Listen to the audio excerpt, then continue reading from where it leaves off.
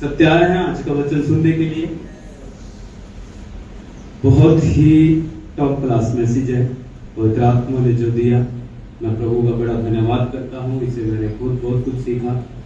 बहुत ही बाइबल में लिखा है, परमेश्वर का कोई भी वचन प्रभाव रहित नहीं है। सब विश्वास करते हैं? मैं बिल्कुल विश्वास करता हूँ इस बात पे।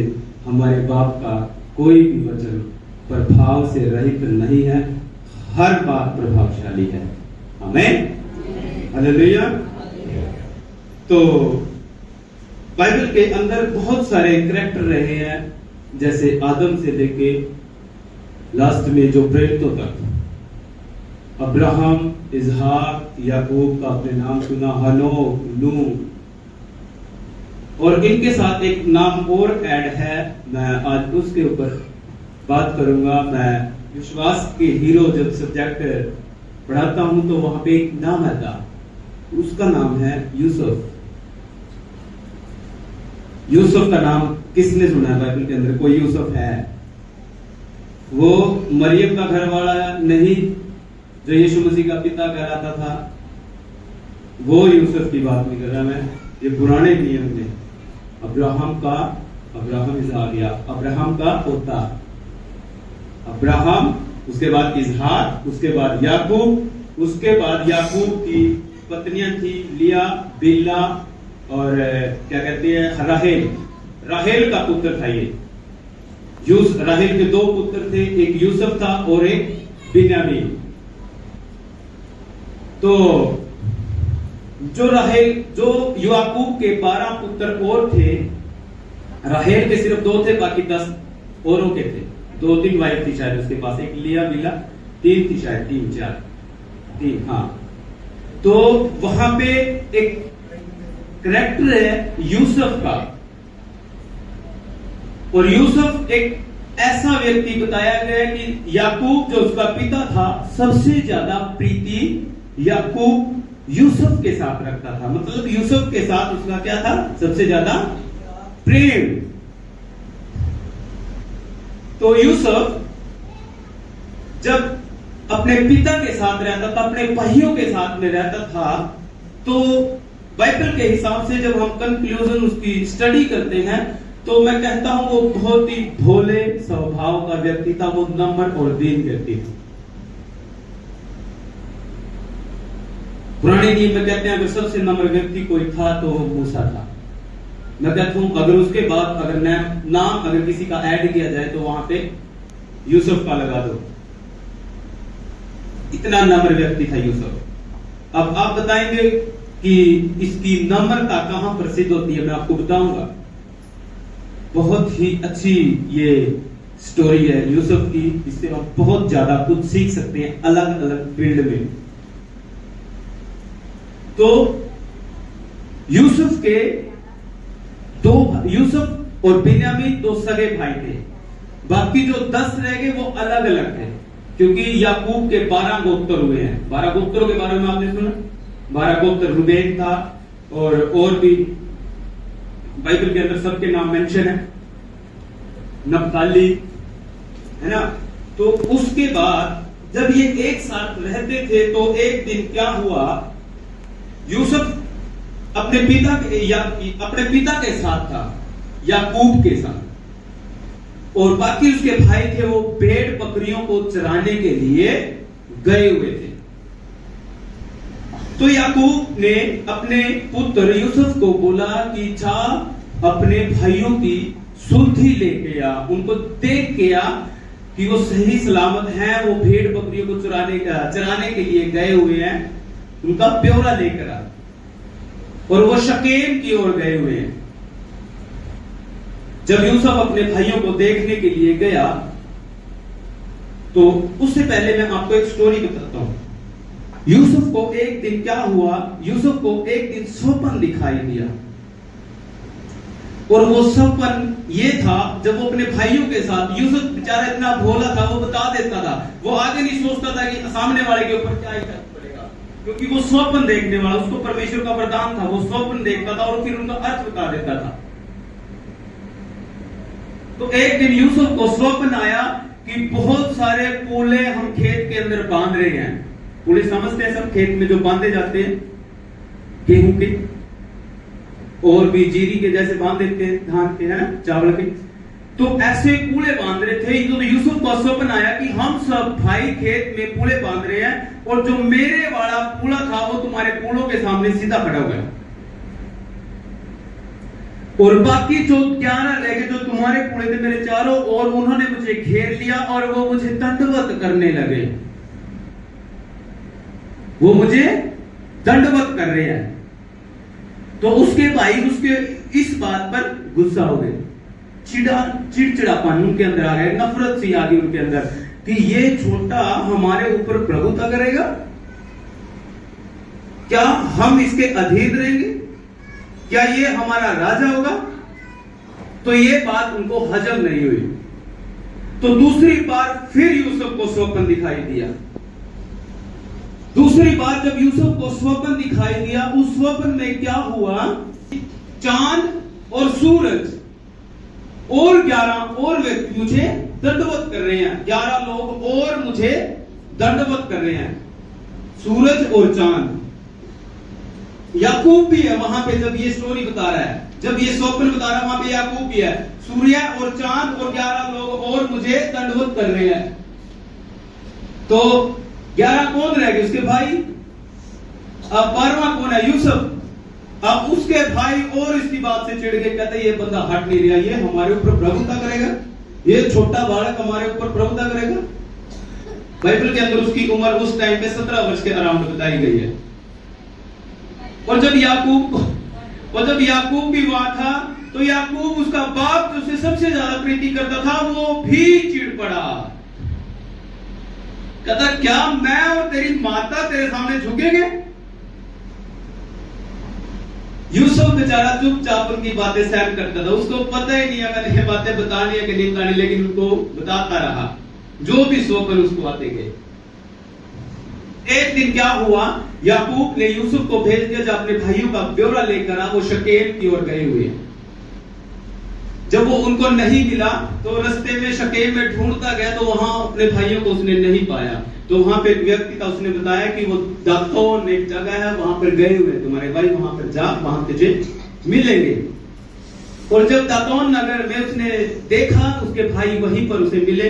और जब 11 के 11 उसके भाइयों ने उसे अपनी ओर आते हुए देखा, तो उनके अंदर एक विचार आया, आहा आज यूसुफ फंस गया। मैं कहते हैं जिससे हम जलन करते हैं, और अगर वो हम अकेले में मिल जाए तो क्या होता है, अंदर से एक फीलिंग आती है, भले कुछ ना करे लेकिन वन टाइम में अपने अंदर मारी देते हैं उसको। ऐसे ही उसके भाइयों के अंदर आया। उन्होंने क्या सोचा, ओ ये स्वप्न देखने वाला आ रहा है, देखो स्वप्न देखने वाला आ रहा है जो हम पर प्रभुता करने के लिए बोल रहा है। उन्होंने अपने मन में विचार कर लिया, हम इसको घात करेंगे, इसको मार डालेंगे। उन सब ने 11 के 11 ने प्लान बना लिया। लेकिन मैं कहता हूं जो रूबेन था वो सबसे बड़ा था, उसके अंदर थोड़ी कहीं ना कहीं दया थी। रूबेन उसको बचाना चाहता था। रूबेन के अंदर दया आ गई कि हम इसको नहीं खत्म करेंगे। तो रूबेन ने आपने स्टोरी मिस नहीं करनी, कहीं पर भी देखना किस व्यक्ति को परमेश्वर ने कहां पर उठा के रखा। समझना परमेश्वर की प्लानिंग है यहाँ पे, परमेश्वर कैसे काम करता है। तो जो रूबेन था, जो उनका भाई था, सबसे जेठा था 12 में, तो रूबेन ने एक सलाह दी कि हम इसको नहीं मारेंगे। तो इसको क्या करते हैं, एक कुआं है वहां पे, उसके अंदर डाल देते हैं।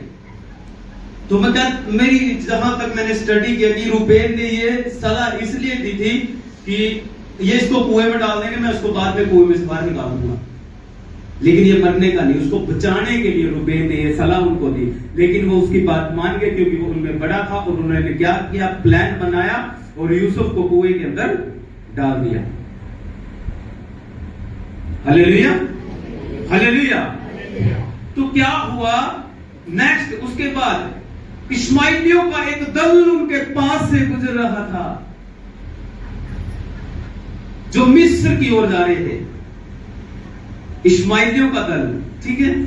तो यहूदा उनमें जो भाई था उनका, यहूदा ने सलाह दी, कहते ये कुएं के अंदर हमने इसको डाल दिया, क्या फायदा इसका, 2 पैसे कमा लेंगे, इसको कुएं में से बाहर निकालो और इनको बेच दो। उसने क्या किया, उन सब ने उसकी बात फिर मान ली। मैं कहता हूं वहां पे रुबेन नहीं था जिसने उसको कुएं में गिराया था, क्योंकि स्टोरी में यही बात सामने आई है। रुबेन यहां पर नहीं है, अब 10 बंदे हैं यहां पे। तो क्या हुआ, उन्होंने इसको कुएं में से निकाल दिया और इश्माइलियों के हाथ क्या किया, बेच दिया, जो मिस्र की ओर जा रहे थे। और जब रुबेन वहां पर आया, रुबेन देखने लगा, और जब रुबेन आया वहां पे उस टाइम कोई नहीं था देखने के लिए। आज रुबेन की देखे यूसुफ कुएं के अंदर ही है या नहीं, उसके भाई बेच के उसको साइड में हो गए, और जब वो उसको देखने के लिए वहां पर आया, उसने वहां पर नहीं पाया, वो बहुत दुखी हुआ। तो उसके भाइयों ने क्या किया, जो यूसुफ का कपड़ा था, एक बकरा वध करके, बकरा मार के उसके खून से लथपथ वो कपड़ा कर दिया और उसको दिखा दिया। उसको भेड़ियों ने, जानवरों ने फाड़ के खत्म कर दिया, वो मर गया यूसुफ। जबकि उन्होंने क्या किया, बेच दिया। ये मैं स्टोरी किसी और की नहीं बता रहा, ये इसके घर के लोगों की बात बता रहा हूं, जो यूसुफ के भाई थे। यूसुफ के घर वाले जो उसका ऊंचा उठता हुआ देख के क्या हो रहा है, जलन हो रही है। ये हमारे ऊपर प्रभुता करेगा छोटा सा। आज स्वप्न देखने वाले उनसे, उनको ये बात हजम नहीं होती थी कि याकूब हमसे सबसे ज्यादा प्रेम से, हम यहाँ भेड़ बकरियां कराते हैं, याकूब के साथ रह रहा। अच्छा ये छोटा सा बालक हमारा ब्यौरा लेने की, ऐसी बातें होती होंगी। जलन से भरे पड़े थे वो, और उन्होंने क्या किया, इश्माइलियों के दल के हाथ यूसुफ को बेच डाला। और आगे जाके किसके हाथ लगा, इश्माइलियों के दल ने मिस्रियों के सेनापति पोतीफर को उसे बेच दिया। यूसुफ को पहले उसके भाइयों ने क्या किया, खड्डे में गिराया, वहां से निकाला, इश्माइलियों को बेच दिया। इश्माइलियों ने आगे जाके मिस्रियों को बेच दिया, पोतीफर को बेच दिया। यहां तक बाइबल कहती है वो बिल्कुल हिला नहीं है, कोई विरोध आपको नजर नहीं आएगा यूसुफ का, यहां तक भी कि यूसुफ ने इस बात का यहां पर विरोध किया है। यूसुफ यहां पर बिल्कुल नीट एंड क्लीन दिखाई देगा आपको। हालेलुया। नेक्स्ट क्या हुआ, पोतीफर के साथ यूसुफ रहता था, तो उनको पता लगा कि जो यहोवा परमेश्वर है इसके साथ रहता है। पोतीफर को विश्वास हुआ इस बात पे, क्योंकि जब से पोतीफर के साथ यूसुफ रहने लगा तो उसको एक अलग सी फीलिंग होने लगी उसके अंदर। उसको दिखा कि हाँ कुछ बढ़ोतरी हो रही है, कुछ बरकतें हमें मिल रही हैं। मतलब एक बंदे का लाइफस्टाइल चेंज हो रहा है, कोई घटी हमें नहीं हो रही है, कोई नुकसान हमें नहीं हो रहा। मतलब परमेश्वर इस बंदे के साथ है। जब से ये बंदा हमारे साथ है हमारी शान बढ़ती चली जा रही है। ये पोतीफर ने क्या हुआ, तो पोतीफर ने क्या किया, देख सुन, यूसुफ को बोला देख सुन, आज के बाद सिर्फ मैं नाम का सेनापति हूं, आज के बाद जो कुछ मेरा सब तेरे अधीन करता हूं, काम काज पैसा धन दौलत सब कुछ यूसुफ के अधीन कर दिया। यूसुफ बहुत ही सुंदर और जवान था, हट्टा कट्टा। एक दिन क्या हुआ, जो पोतीफर राजा था उसकी पत्नी, पोतीफर की पत्नी यूसुफ को देखकर बाइबल कहती है वो मोहित हो गई, वो उसको पसंद करने लगी यूसुफ को। अब यूसुफ को यह बात अभी जाहिर नहीं थी। जबकि पोतीफर का जो कुछ भी था उसकी पत्नी को छोड़ सब कुछ उसने यूसुफ के अधीन कर रखा था। तो एक दिन पोतीफर की पत्नी यूसुफ को आकर कहती है तू मेरे साथ सो। लेकिन यूसुफ क्या कहता है? नहीं। भले ही पोतीफर का सारा अधिकार जो कुछ उसके अधीन है वो मुझे दिया गया है, भले ही मैं कुछ भी कर सकता हूं, लेकिन मैं गद्दारी नहीं करूंगा, क्योंकि तुझे छोड़ सब कुछ पोतीफर का मेरे अधीन है। भले ही मेरे पास सब कुछ है, लेकिन वो मेरा अधिपति है, मैं उसके अधीन हूं। हालेलुया। अब नेक्स्ट क्या हुआ? जब उसकी पत्नी को लगा कि यूसुफ ऐसे मेरे वश में नहीं होने वाला, तो एक दिन क्या हुआ, सारे सैनिक, सारे दास दासियां उस महल के अंदर नहीं थे अचानक से, तो यूसुफ का वहां से निकलना हो गया जहां पोतीफर की पत्नी थी। पोतीफर की पत्नी ने यूसुफ को देख लिया कि यूसुफ मेरी ओर आ रहा है, तो उसने यूसुफ को बोला मेरे साथ सो। यूसुफ ने मना कर दिया, उसने जबरदस्ती की और यूसुफ को पकड़ लिया। और यूसुफ वहां से एकदम, क्या बाइबल कहती, क्या हुआ? भागा। और उसके कपड़े, जो यूसुफ के कपड़े थे, पोतीफर की पत्नी के हाथ में रह गए। और पोतीफर की पत्नी चिल्ला कर बोलने लगी, देखो जो इब्री, पोतीफर को बोल रही है कि जो इब्री यहां पर तू लेकर आया है, क्या वो हमारा तिरस्कार करने के लिए है? पोतीफर कहता है क्या हुआ? जब वो चिल्लाने लगी, कहती है मेरे कमरे में आया और इसने मेरे साथ जबरदस्ती की, देखो ये इसका कपड़ा। क्या हुआ यहां पर बेचारे के साथ? एक औरत ने उसे फंसा दिया। पहले भाइयों ने खड्डे में गिराया, फिर इश्माइलियों को बेच दिया, इश्माइलियों ने पोतीफर को बेच दिया, और पोतीफर की पत्नी ने जेल में डलवा दिया। हालेलुया। क्यों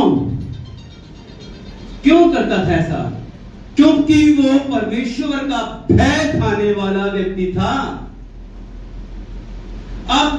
अब उसने जब पोतीफर की पत्नी उसके साथ ये बात करती थी कि मैं यूसुफ तुझे पसंद करती हूं, मैं तेरे साथ सोना चाहती हूं, तो बता। और यूसुफ ये कह के नहीं वहां से भागा, नहीं मैं तुझे पसंद नहीं कर। ऐसी बात नहीं है कि तू अच्छी नहीं है, तू अच्छी दिखती है, तू बहुत अच्छी है, लेकिन मैं अपने राजा के साथ गद्दारी नहीं कर सकता। या कोई और एक्सक्यूज उसने नहीं दिया। देख मेरी माता, देख मेरी रानी, मुझे माफ कर, मैं एक नौकर हूं तो बहुत बड़े ओहदे पे है, अपना से बहुत ज्यादा गैप है। उसने ये नहीं बोला। यूसुफ कहता है परमेश्वर देख रहा है। आमीन। क्या बोला उसने? परमेश्वर देख रहा है।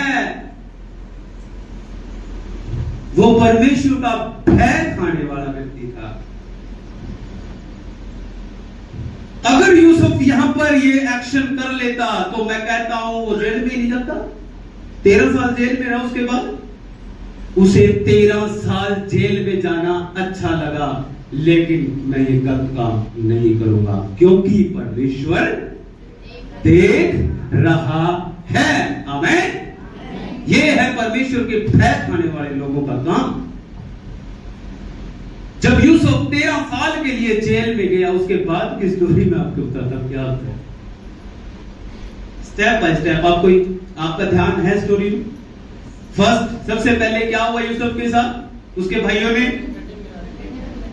उसके बाद इश्माइलियों को बेच दिया, उसके बाद इश्माइलियों ने किसको बेच दिया? पोतीफर की पत्नी ने उसके साथ क्या किया? छल किया, धोखे से उसको फंसाया। उसके बाद यूसुफ कहां गया? जेल में गया 13 साल के लिए। जेल में जाना अच्छा लगा लेकिन पाप नहीं किया। हमें एंड देन उसके बाद क्या हुआ? जबरदस्ती जाती है। जेल में भी वो स्वप्न देखता है। वो दुखों में नहीं है, वो पीड़ा में नहीं है, वो टेंशन में नहीं है कि किसी ने मेरे साथ छल कर लिया। वो इसी बात पे मैं कहता हूं आनंदित है कि परमेश्वर मेरे साथ है। आमीन। क्योंकि जो भी व्यक्ति उसके टच में आता था वो यही बात कहता था, परमेश्वर तेरा सहायक है, परमेश्वर तेरे साथ है। आमीन, हालेलुया। उसके बाद उसके साथ जेल में 2 व्यक्ति और थे जो राजा फिरौन के पिलाने हार और पकाने हार थे। अब उन व्यक्तियों को, दोनों को स्वप्न दिखाई दिए जेल के अंदर। उन दोनों को स्वप्न दिखाई दिए। वो पूछने लगे कि हमारे स्वप्नों का अर्थ आप हमें बताएं। तो यूसुफ ने दोनों के बता दिए, कहते आज से 3 दिन के बाद तेरी गर्दन कट देगी, तो तेरे को मार देगा। और दूसरे को बोल दिया तेरे को परमेश्वर जो राजा फिरौन है वो तेरे को आदर देगा, तू जहां से आया अपने पद पे वहीं चल जाएगा। हाँ, लेकिन जब तू अपने पद पे जाए तो मेरी सुक्ति ले लिए, मेरे को बचा लिए, मेरे को यहां से जेल से बाहर निकलवा लिए। मैं कहता हूं यूसुफ ने एक फर्स्ट जगह पे, अगर यूसुफ एक्शन में कहीं दिख रहा है तो यहां कह रहा है भाई मेरे को बचा लिए, यहां से जेल से बाहर निकलवा दे, जब तू राजा फिरौन के पास जाएगा तो मेरी सिफारिश लगा दिए। और वो कहता अगर ये बात सच हुई तो मैं ऐसा ही करूंगा। सेम जैसा यूसुफ ने उनके स्वप्नों के अर्थ बताए वैसा ही हुआ। एक मारा गया और दूसरे को वही स्थान मिला जहां से उसको डाला गया था। आमीन।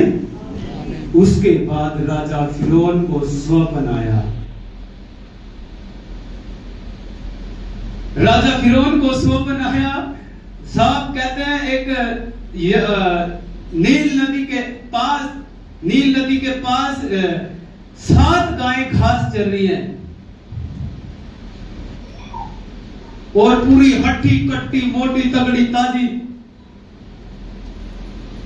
और 7 गायें कमजोर दुबली पतली उनके पीछे से आती हैं और जो तकड़ी मोटी हट्टी कट्टी है उनको खा जाती है। राजा फिरौन को यह स्वप्न आया। उसने सारे देश के ज्योतिषी इकट्ठे कर लिए, सब कुछ इकट्ठा कर लिया, तो क्या करे समझ में नहीं आ रहा। फिरौन को स्वप्न आया 7 गायें हट्टी कट्टी चल रही है, 7 दुबली पतली आई उनको खा के। बंदे की आंख खुल गई, सो गया।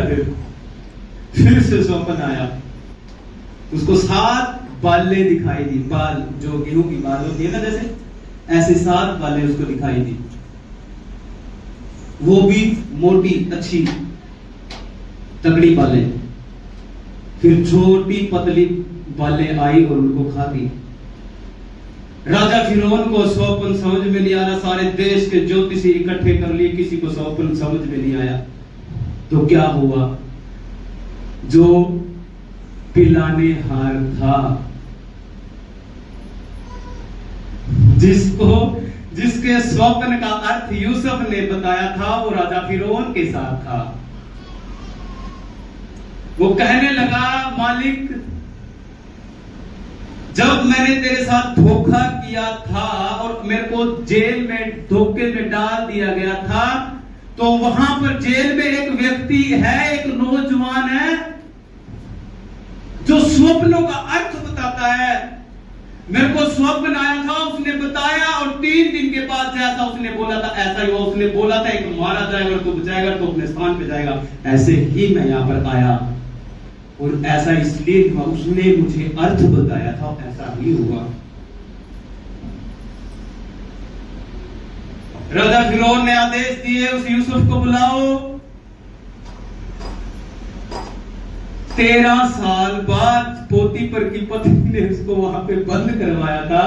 13 साल बाद उसकी शुद्धि ली जा रही है।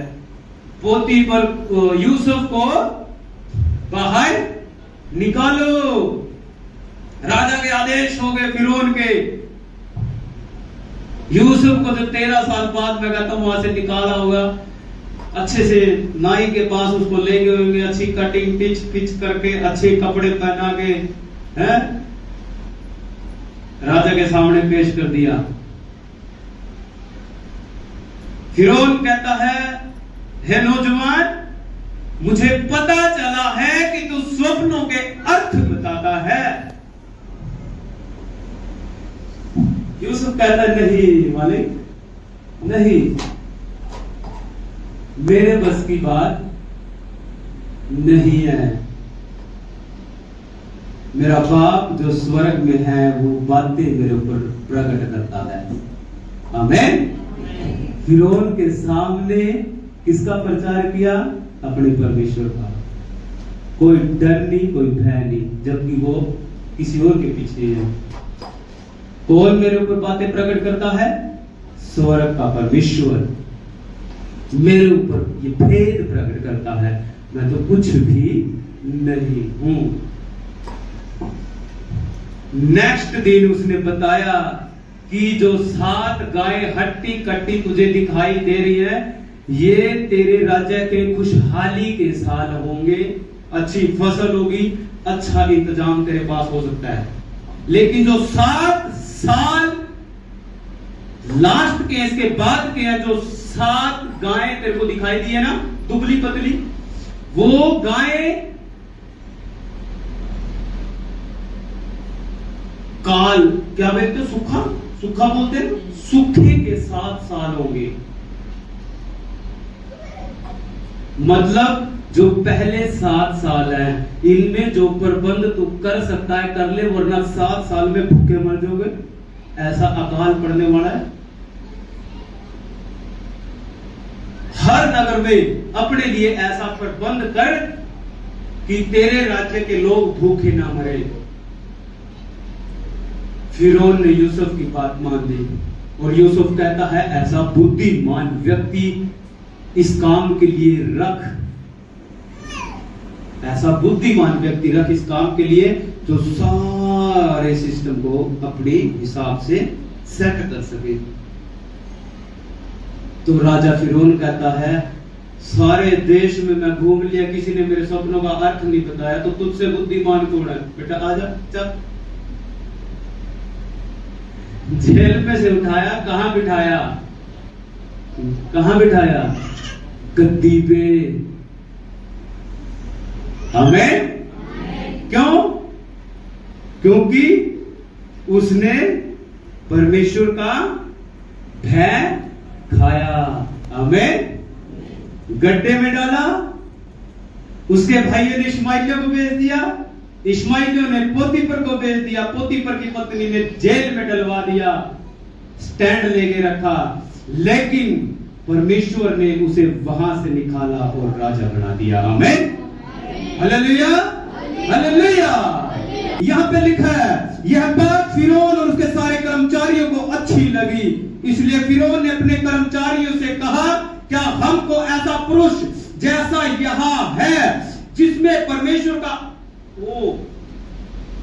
जो मूर्ति पूजा करने वाला राजा ने परख लिया कि इसके अंदर लिखा है परमेश्वर का आत्मा रहता है, इसके अंदर परमेश्वर का आत्मा रहता। फिर फिरौन ने यूसुफ से कहा, परमेश्वर ने जो तुझे इतना ज्ञान दिया है कि तेरे तुल्य कोई समझदार और बुद्धिमान नहीं, इस कारण तू मेरे घर का अधिकारी होगा और तेरी आज्ञा के अनुसार मेरी सारी प्रजा चलेगी, केवल राजगद्दी के विषय में तुझसे बड़ा ठहरूंगा। राजा फिरौन ने क्या अधिकार दिया? सिर्फ मैं गद्दी पे बैठा हूं, बस। आपके काम यूसुफ, अब मैं यहां पे बैठा, बस मैं सिर्फ बैठ के देखूंगा, बाकी दो तरह काम करे करो। जो तुम्हारा दिल करे करो। क्यों? विश्वास किया और उसकी बुद्धिमानी को चेक किया। क्या कहा? परमेश्वर का आत्मा तुझ में रहता है। और सब उसकी बात पर सहमत हो गए। उन्होंने क्या किया? यूसुफ के साथ क्या किया? आगे बताता हूं। कितनी जबरदस्त एक एक पॉइंट आपने देखा। परमेश्वर ने उसको कैसी महिमा दी उस व्यक्ति को। लिखा, इस कारण तू मेरे घर का अधिकारी होगा और तेरी आज्ञा के अनुसार मेरी प्रजा चलेगी। केवल राजगद्दी के विषय में तुझसे बड़ा ठहरूंगा। ये फिरौन राजा कह रहा है। फिर फिरौन ने यूसुफ से कहा, सुन, मैं तुझको मिस्र के सारे देश के ऊपर अधिकारी ठहरा देता हूं। तब फिरौन ने अपने हाथ से अंगूठी निकाल के यूसुफ के हाथ में पहना दी और उसको बढ़िया मलमल के वस्त्र पहना दिया और उसके गले में सोने की जंजीर डाल दी और उसके अपने दूसरे रथ पर चढ़वाया। और लोग उसके आगे आगे ऐसा प्रचार करते चले कि घुटने टेक कर दंडवत करो। और इसने उसको मिस्र के सारे देश के ऊपर प्रधानमंत्री ठहराया है। आमीन, हालेलुया। फिरौन राजा क्या कहता है? आगे भी बंदे पीछे भी बंदे, रथ पे बैठा दिया, प्रधानमंत्री घोषित करा। इसके सामने घुटने टेको, प्रभु है, ये तुम्हारा राजा है, ये तुम्हें बचाने वाला है। आमीन, हालेलुया। कैसी महिमा दी परमेश्वर ने। उसने अंत टाइम तक अपना स्टैंड लेके रखा। ऐसी महिमा परमेश्वर की उसकी लाइफ में प्रकट हुई। अब ये स्टोरी आती हुई। अभी तो वो सिर्फ प्रधानमंत्री बने, अकाल पड़ना बाकी है। सीख रहे हैं सभी स्टोरी से परमेश्वर कैसे बढ़ाता है। ईमानदार, वफादार, नम्रता, दीनता। वो यहां पर क्या कर सकता है?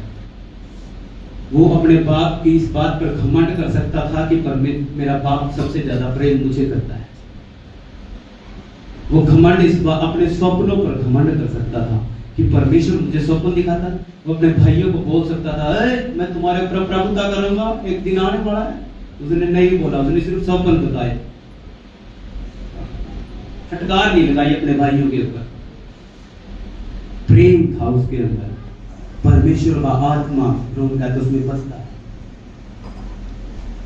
हालेलुया। उसको छल और कपट में सारी जिंदगी निकल गई। अभी तक जहां तक हम चल रहे हैं, 13 साल जेल में रहा, गलत काम नहीं किया। मंजूर है, लेकिन परमेश्वर देख रहा है। आमीन, हालेलुया। नेक्स्ट क्या होता है? यूसुफ को प्रधानमंत्री बना दिया। सब बोले यूसुफ फिरौन का प्रधान। यूसुफ बोले, यूसुफ मिस्र का प्रधानमंत्री बन गया। आमीन, यहां तक सब है। अब आगे यूसुफ ने क्या किया? जैसे जैसे परमेश्वर का आत्मा उसको गाइड करता गया, जो परमेश्वर की आत्मा ने उसको बुद्धि दी थी, वैसे वैसे उसने सारे सिस्टम के साथ अनाज गोदाम भर दिए। क्योंकि वो आने वाले 7 साल जो अकाल के हैं उनको देख रहा था, ताकि हमारे देश में किसी वस्तु की घटी ना हो। 7 साल खुशहाली के खत्म, 7 साल अकाल के शुरू हो गए। याकूब जो यूसुफ का बाप था, कनान देश में रहते थे। यूसुफ के 11 भाई जो वहां पर रहते थे, वो भी भूखे मर गए। अकाल इतना खतरनाक पड़ गया। मिस्र को छोड़ सब जगह जहां यूसुफ था वहां ठीक था सिस्टम, क्योंकि यूसुफ ने सेटिंग लगा दी थी पहले ही। तो यहां पर आगे क्या होता है? कनान में अकाल पड़ गया। यूसुफ का बाप और यूसुफ के भाई भूखे मर गए। याकूब कहता है, मिस्र में पता लगा है वहां पे अनाज गोदाम भरे पड़े हैं, वहां जाओ लेकर आओ। ठीक है जी, जाते हैं। पैसे लिए, जो भी सिक्के लिए उन्होंने लिए, अपना गधे घोड़े जो भी थे, रथ ऊंट सब कुछ लिया और मिस्र की ओर चल पड़े। आगे जाके क्या हुआ? कौन मिलना था?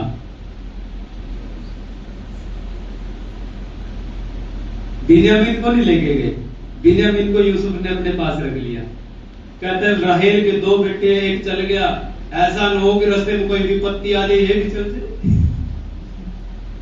उसको क्या पता था यूसुफ मरा थोड़ी है। उनके नाम का तो क्या है, यूसुफ मर गया, क्योंकि उसके बेटों ने आगे बोल दिया कि उसको तो जंगली जानवर खा गए। उसके हाथ में कपड़ा रख दिया, उसने बाइबल कहती है बहुत दिनों तक विलाप किया।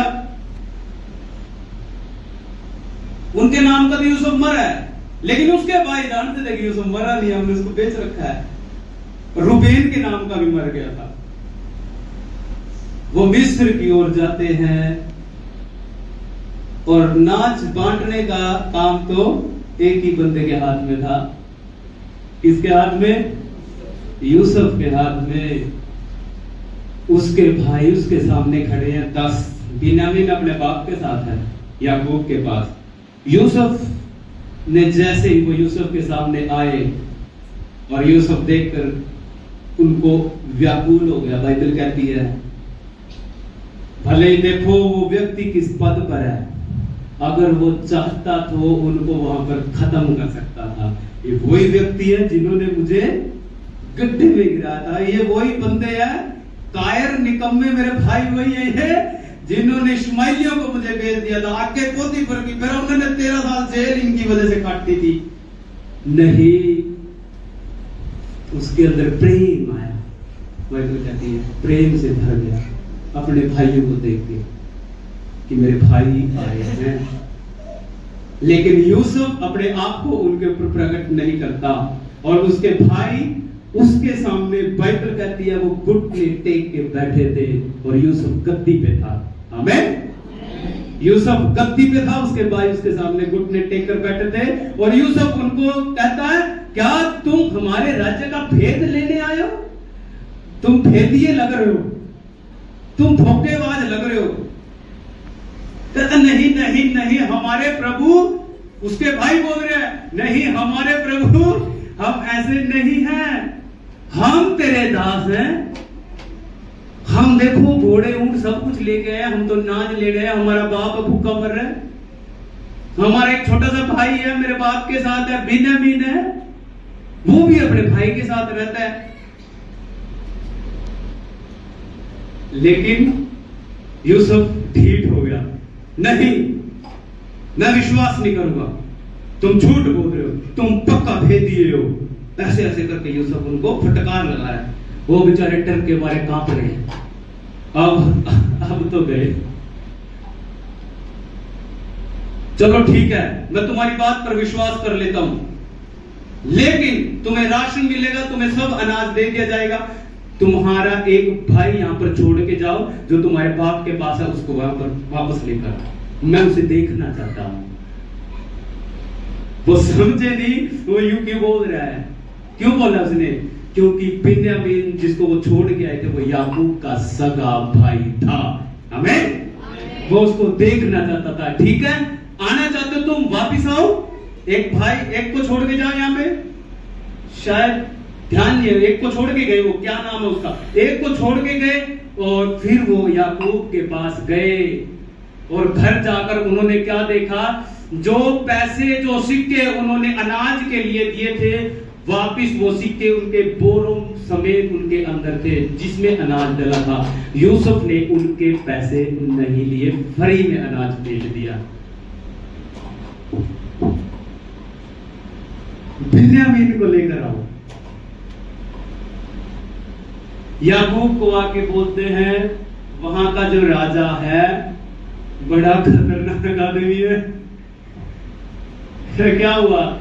अरे एक भाई रख लिया अपना, तब छोटे को लेकर आओ जो तुम्हारे बाप के पास छोड़ के आए हो, तब हम विश्वास करेंगे। याकूब कहता देख लो, ऐसा नहीं होने दूंगा मैं, कुछ भी हो जाए मैं बिन्यामीन को नहीं भेजूंगा। रूबेन कहता है मेरे 2 बेटे हैं, उनको मार देना, अगर कुछ हो जाए तो बिन्यामीन को हमारे साथ जाने दे। कर आगे बड़ी मीटिंग हुई, बड़ा लड़ाई झगड़ा काफी दिनों तक घर में चला। रूबेन कहता है अब तक के तो हम 2 चक्कर लगा लेते अनाज के। याकूब कहता है ठीक है, तुम्हारे साथ पैसे भी वापस आए, पैसे ले लो, कभी गलती से उन्होंने डाल ना दिए हो, वापस लेने भूल गए हो, पैसे भी ले जाओ। कि बोलना उसको राजा जी जो पैसे हमने दिए थे उसके आपने पैसे नहीं दिए हमसे। सब स्टोरी पे है, सुन रहे हैं सब, ध्यान है सबका, कई दुष्ट आत्मा काम तो नहीं कर रही है जी। आमीन, हालेलुया। तो उसके भाई स्टोरी थोड़ी बड़ी है, बहुत ब्लेस्ड है। यीशु मसीह को दिखाता है यूसुफ, दुख उठा उठा के उसने महिमा पाई। तो क्या हुआ, बिन्यामीन को वो लेकर चल पड़े और यूसुफ के सामने फिर हाजिर हो गए। और बाइबल कहती है जैसे ही वो बिन्यामीन को लेकर यूसुफ के सामने खड़े हुए, यूसुफ देख के रह नहीं सका, यूसुफ से रहा नहीं गया और वो उनके आगे से भाग गया और कमरे में जाकर रोने लगा। उनके सामने नहीं रोया, कमरे में जाके रोने लग गया। और यूसुफ कहता है अभी इनको साइड में करो, साइड में लेकर जाओ। और उनको एक स्थान पे खड़ा कर दिया, एक कमरे में।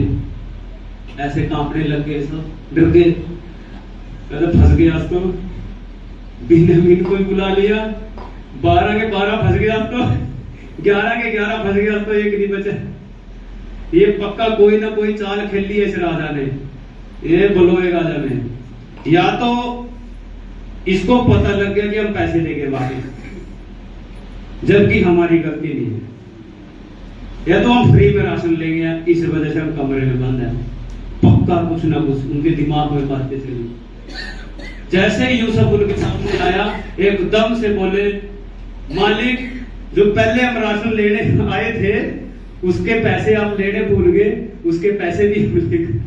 यूसुफ ने कुछ नहीं बोला, हमने पहले ही बोल दिया। यूसुफ कहता कोई बात नहीं, आओ खाना खाते साथ में बैठ।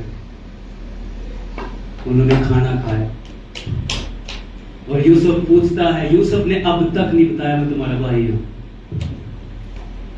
यूसुफ ने उनको पहचान रखा है। और यूसुफ पूछने लगा तुम्हारा बाप कैसा है, तुम्हारा पिता ठीक है, जीवित है, वो मरा तो नहीं है? बोले नहीं जीवित है। ठीक है, मैं उससे मिलना चाहता हूं।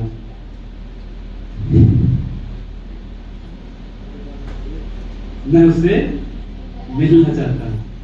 अब याकूब फंस गया। अब उनको लगा अब ये पूरा टब्बर इकट्ठा करके मारेगा।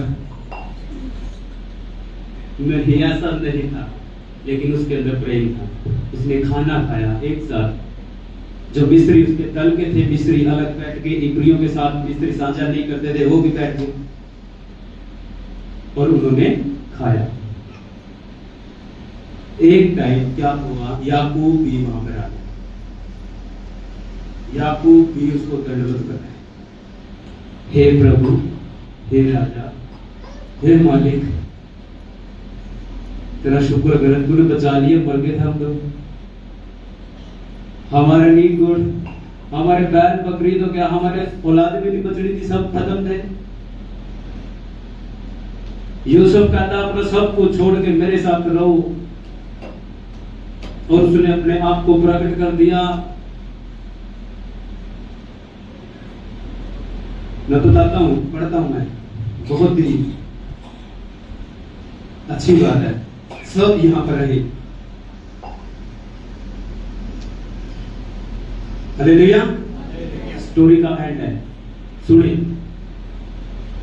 उत्पत्ति उसका 45।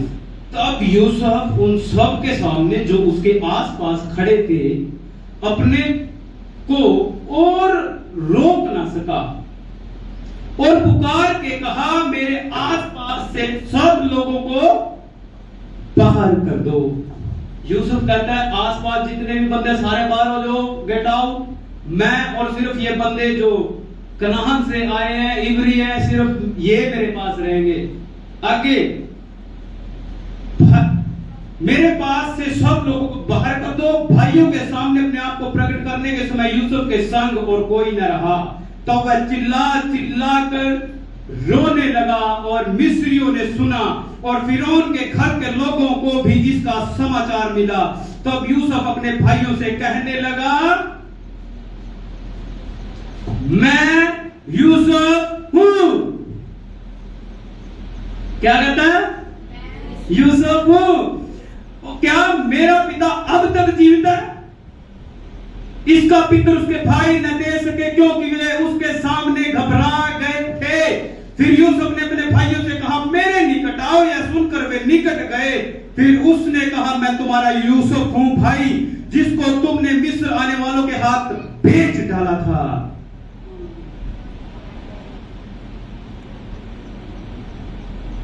कहीं लग रही है यहां पे बदले की भावना उसके अंदर?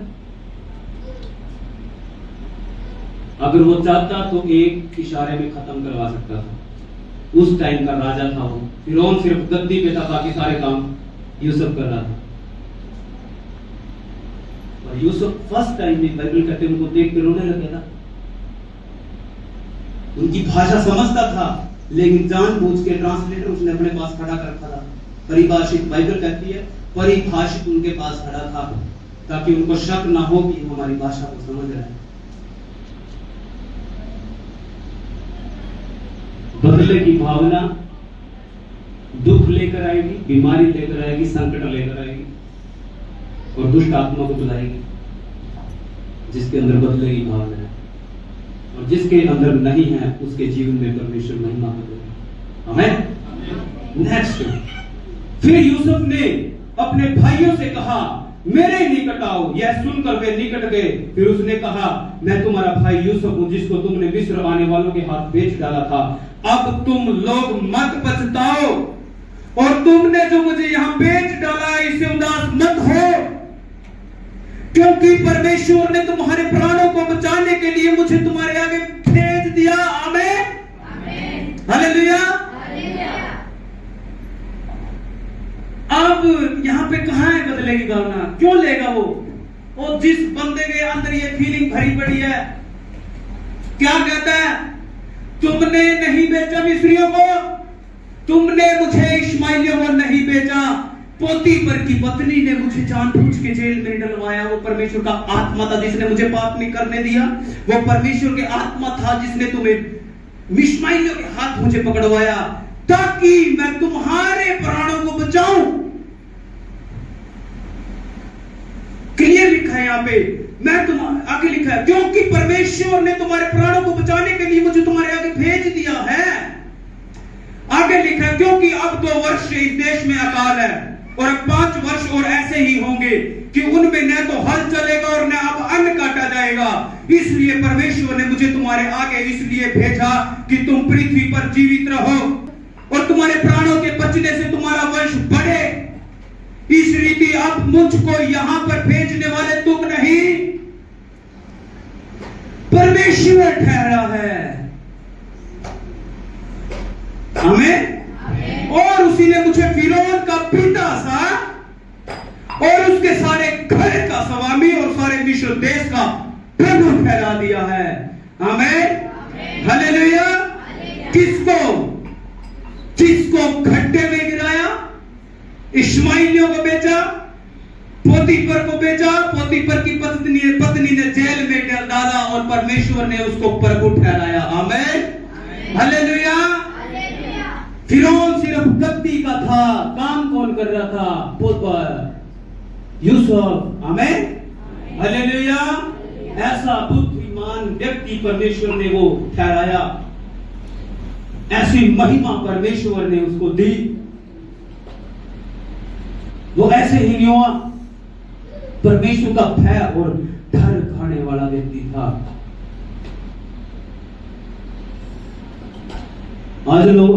आज पता क्या, यूसुफ की जगह अगर और कोई व्यक्ति होता, मैं तो कहता हूं खट्टा में गिरते ही जान सी हो जाती,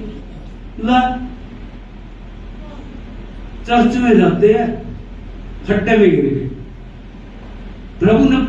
प्रभु ने समतल क्यों नहीं कराया? प्रभु तेरे वचन में तो लिखा सो रहा है कि तू आएंगे तुझे हाथ उठा लेंगे। ये क्या मतलब? झूठियां बातें। कोई भी आ रहा है बेच के जा रहा है, कोई भी आ रहा है जूते मार रहा है, कोई भी आ रहा है बेइज्जती कर रहा है, जिसका दिल कर रहा है जो मर्जी बोल रहे। दुख पीड़ा टेंशन चिंताएं हजार की, बच्चे नशे में पड़े हैं, बीमारियां ठीक नहीं हो रही। महिमा कब मिली यूसुफ को? जब वो विश्वास योग्य रहा। आमीन, हालेलुया। विश्वास का हीरो तभी कहलाया यूसुफ। विश्वास का हीरो, एक करैक्टर। आमीन, हालेलुया। हालात, सिचुएशन डजंट मैटर। परमेश्वर देख रहा है, वो हमेशा आपके साथ है, वो कभी नहीं छोड़ता। बाइबल कहती है मैं हमेशा तेरे साथ हूं, मैं तुझे कभी नहीं छोड़ूंगा। मैं तेरा दाहिना हाथ पकड़ कर कहता हूं मत डर, मैं तेरे साथ हूं। आमीन। लोग यूसुफ को देख कर कहते थे परमेश्वर इसके साथ है, परमेश्वर इसका सहायक है। फिरौन कहता है परमेश्वर का आत्मा इसमें बसता है। Hallelujah, hallelujah. आज के वचन से आप सबको आशीष मिले। God bless you all. तो ये सभी जन अपनी आंखें बंद करें।